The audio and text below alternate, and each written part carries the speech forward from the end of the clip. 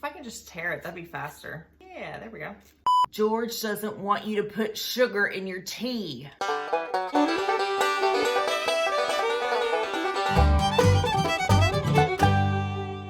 Hello, lovely friends. How are you doing today? Great. Me too. Thanks very much for asking. Becca here, and on this edition of Becca's Bricktucky Vlog, I'm going to be making some more tea. Everybody has a preference, it seems, when it comes to which is the best tasting black tea. And that's just amongst black tea. When we start getting into other varieties, I mean, there's so many arguments to be had. But another thing that Brits really feel strongly about is loose leaf versus bagged tea. And everyone's been telling me I need to try loose leaf tea. So I've set out to do that today. I'm gonna make it in a teapot as a special little touch. I'm gonna be following George Orwell's instructions. Yes, that George Orwell, on how to make the perfect cup of tea. This is going to be George's recipe. Before I get started, I would like to introduce you to my teapot collection. You've met my mug collection.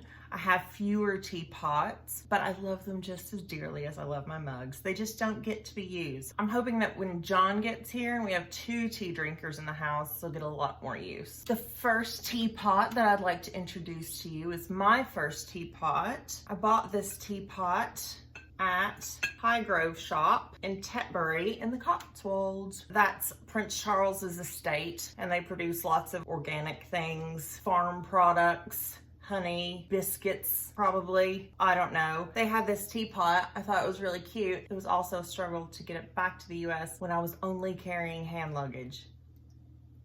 It has a little hole at the top. I assume that's so that like there's not a bunch of steam buildup in the pot. Correct me if I'm wrong, but that's what I would think it is. On the bottom it says that the pattern is Coronation Meadows. It's got the Highgrove symbol, made in England by Burley, dishwasher and microwave safe. And it's got a little stamp, but it doesn't say what it's made of. It seems thicker than the bone china mugs and things that I have. My bone china usually says that it's bone china, so I don't know what it is. I don't know. My second teapot, this was a gift from a dear friend of mine who has since passed away. He gave me 2 sets of china, one of which is the first pattern produced in West Germany after World War II, and that is this teapot. According to my dear friend, the china is made in European place settings, so there's 2 of everything. You don't pass things around the table. You set on either end. You've got 2 butter dishes, 2 gravy boats, 2 soup tureens, and this is my teapot.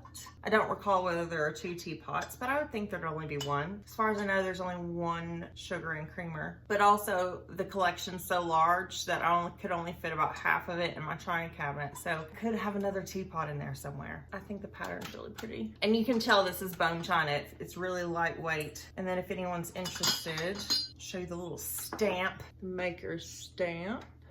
There is a little hole at the top, but there's not like an outlet in the lid. So I don't know if this one has like a venti thing on the top, but it does have, I don't know if you can see, it has strainer holes. So this makes me think this was intended for loose leaf in the pot. Now this one I just got because it was cute. I'll be honest, I don't know if it will ever get any use, but I really hope so. This is a tea for 2 set. Yeah, it's just a tiny little pot and then 2 mugs. It's very sweet. I thought, you know, if John ever wanted to make me breakfast in bed, perfect. Or, you know, if you wanted me to have 2 cups of tea and didn't want to have to keep running upstairs to make me 2 cups of tea, then you could make that pot and I could get 2 cups out of it. The newest addition to my teapot collection. It took a lot of work to get it here. When I was in the UK in December 2020, I was not permitted out to go shopping, but they didn't say I couldn't shop duty-free. So, made a stop at Harrods in the airport at Heathrow, and I picked up this beauty. She comes with a matching sugar and creamer. I also happened to get a 4 mug set that goes with her. This is a Wedgwood teapot. You can tell as well, this one feels like bone china, which makes me suspect Charles's teapot is not. It's got the little lips so that the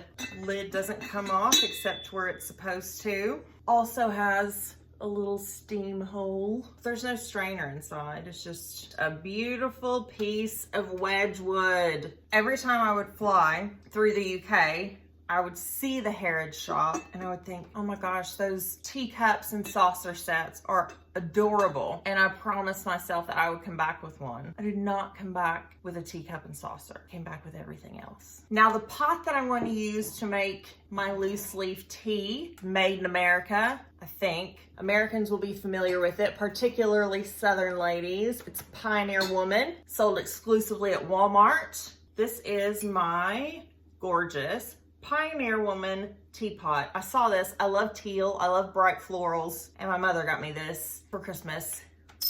It actually is a legit functioning teapot. Like someone put a lot more work into this than Charles put into his Highgrove teapot. It's got the little lip so that it doesn't fall off. Also, straining holes. Only 2 of my teapots have that, the American one and the German one. Now on the bottom here, it says it's stoneware. It feels very substantial. Made in China, but designed presumably in the US. I will be drinking said tea from this cute little teacup and saucer set from John. John sent me this so that I could have a nice cup of tea or a saucer because I don't really have everyday teacups. All right.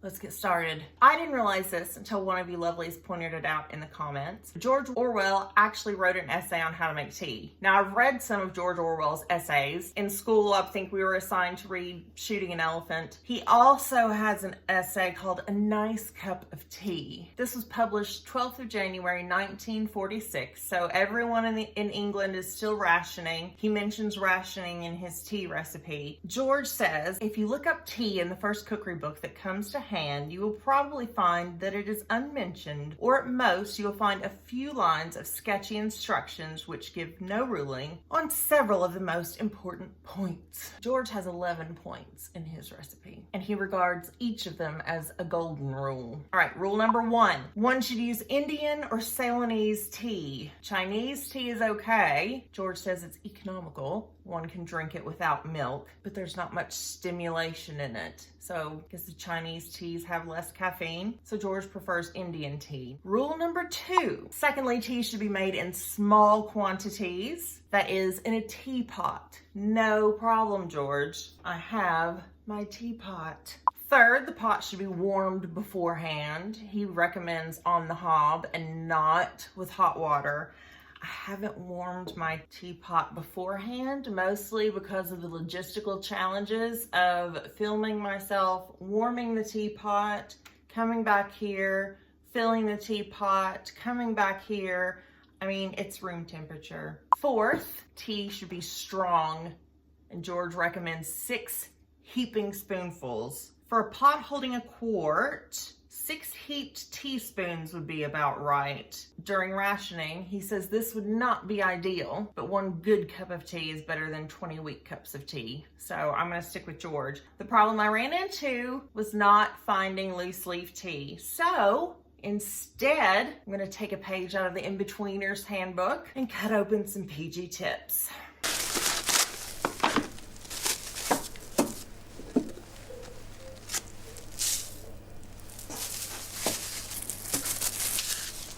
There you go. I feel like this is ground a bit more than it should be. I may not be getting the full loose leaf experience, but we'll see. I think George will approve of my method because in rule number 5, he says the leaves should be put straight into the pot.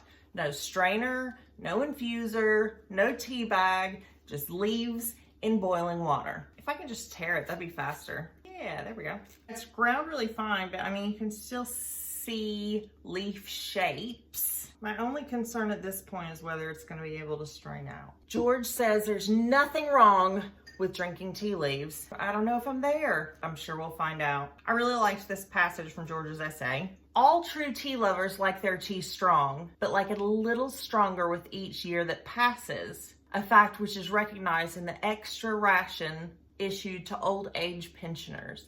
I love that. I think that's so sweet. Like I'm thinking of rationing and little old people getting extra tea. It makes my heart happy as one could be about rationing. Looks like dirt.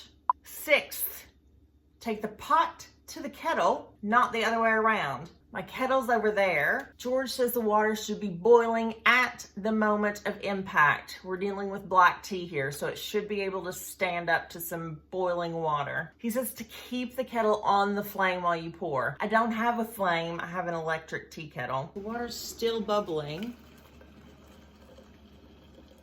I'll fill it all the way up, nearly to the brim, as George recommends. I think we're good. I'm pleased with the amount of boiling that was going on while I was pouring that in. My tea in there. I'm gonna time this for 5 minutes because that's what Prince Charles's butler told the press that the Queen does when she makes her tea. I'm sure George will be fine with 5 minutes. He wants a good strong cup of tea and we're rationing our leaves. Steep the naughty word out of it, right?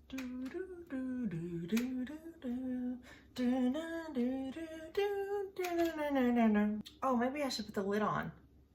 Still waiting for my tea to steep. But while I'm waiting for it to steep, I wanted to tell you I picked this pot in particular because it's stoneware and George says that you should only use bone china or stoneware. I'm too nervous to use my Wedgwood bone china pot or my antique German pot. So, stoneware. As I've said before, I couldn't be sure what Charles was. So we're going with the Pioneer Woman, who very helpfully let us know that this is stoneware. Now, George says that silver or Britannia-ware pots. What is Britannia-ware? I'll have to look that up. Do not make a good cup of tea. But if you can find one, a pewter teapot will do.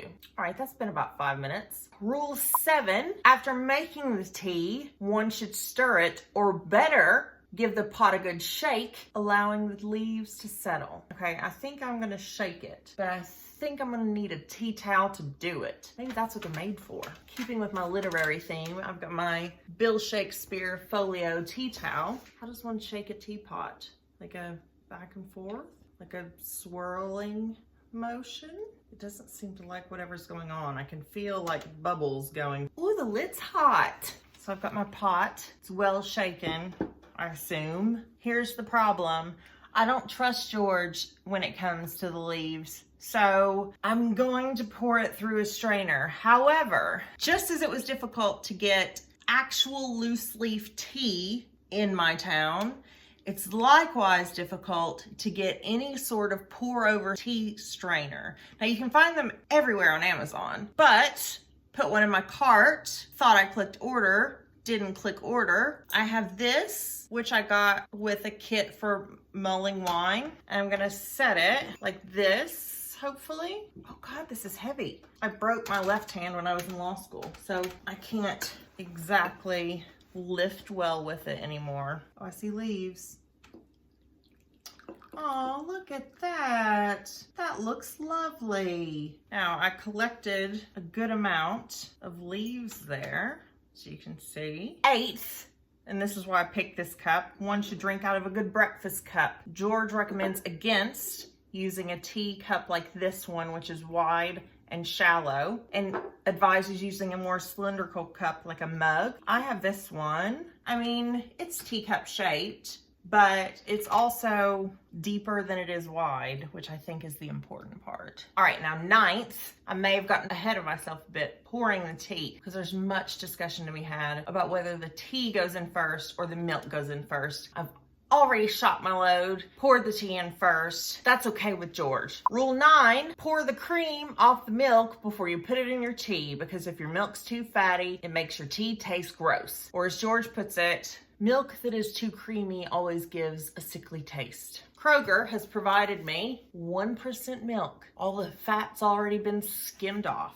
George says pour the tea into the cup first. He says this is one of the most controversial points of all. In fact, families disagree on it. He says the milk first school can bring on some fairly strong arguments. However, he feels that his way of pouring the tea in first is irrefutably the best way, because at that point you can measure exactly how much milk you need to make your tea. I mean, if you're used to pouring the same amount of milk and the same amount of tea, I guess you've pretty much got that measurement down pat. I have really mixed feelings about this. My muscle memory doesn't like it because I always put my sugar in first. But I'm listening to George, so I'm gonna do my milk. We'll get to sugar in a second. Now, again, Prince Charles's butler says we stir this way and not this way. Lastly, this is the most important. George doesn't want you to put sugar in your tea. I don't know if I can do that. He says if you don't think you like it, try it for 2 weeks, you'll get used to it. He says he knows very well he's in the minority with this opinion, but still, how can you call yourself a true tea lover if you destroy the flavor of your tea by putting sugar in it? You may as well just put sugar and milk. Well, I do like my tea to taste like tea. I just don't like it to taste like boiled leaves. So, I mean, if I'm gonna be adding milk, why not a little bit of sugar? Now, this is turbinado sugar or demerara sugar. I only put in ½ teaspoon. I mean, that's not terribly offensive. However, I learned to make a mug of tea from my great British fiance, who advised we put the sugar in first so that it can melt before you put your milk in, because the milk cools it down. But I mean, we've gone completely off the rails by putting sugar in, so there are no rules anymore. Some final words from George. He says, there's the mysterious social etiquette of the teapot and why it's in bad form to drink from your saucer. I probably wouldn't drink from my saucer, especially if I were at someone else's house or in a social situation, but I mean, to each his own. It's not gonna bother me. I've got some leaves on my saucer. I'm not gonna be licking those. And you warm the pot first. You'll get the most mileage out of your tea bags. Good for George. I'm not rationing. I just cut up 6 bags of PG tips into a pot of tea I may not finish. Don't like to be wasteful. Maybe I can fertilize something with it. All right, it's time to try our cup of tea. I do have some biscuits, because who doesn't love tea without biscuits? The last time I tried to make tea on YouTube without biscuits, everyone kicked off. So this time I have Elegant in English, hand-baked in England, from the Peak District. Baked apple and custard, all butter biscuits for tea. Aw, some are broken. You have to eat those immediately. Look at biscuit. This cup is really like a 1-finger cup. Actually, it's a really good temperature. I don't notice a difference in the strength, really. As long as that pot sits there with all the leaves in it, it's gonna keep getting stronger. What do I do in that situation? George didn't say. All right, I'm gonna warm up my cup a little bit with some more tea. Is that taboo to pour more tea in your cup once you've already outfitted it with milk and sugar? I don't know. I'm gonna try it anyway. Actually, I could have put a bit less milk in that, because this is good now. This is how I like my tea. Bit strong, a bit of a bite. I would do that again. I would buy loose leaf tea. It does taste more like tea, like boiled leaves.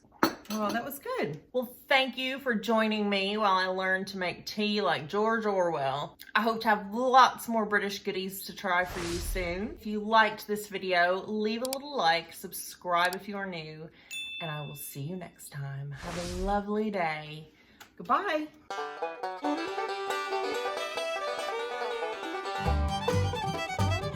I don't know.